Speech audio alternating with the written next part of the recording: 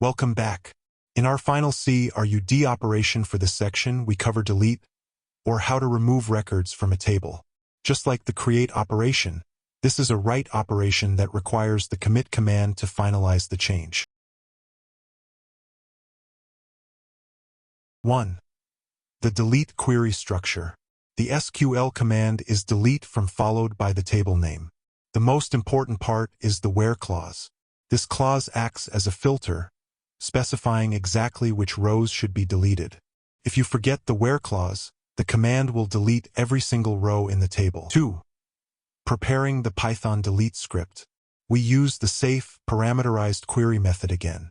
Our SQL string specifies that we want to delete a user where the ID column matches the placeholder %s.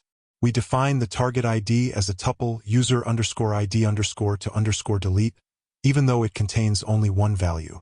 The comma after the number 4 is important to ensure Python recognizes it as a tuple. 3. Executing and committing the deletion. We execute the query, passing the ID tuple as the second argument. Once executed, we must call conn.commit parenthesis to permanently remove the record from the database. The cursor.rowCount attribute tells us how many rows were affected by the last executed query, which should be 1 in this case.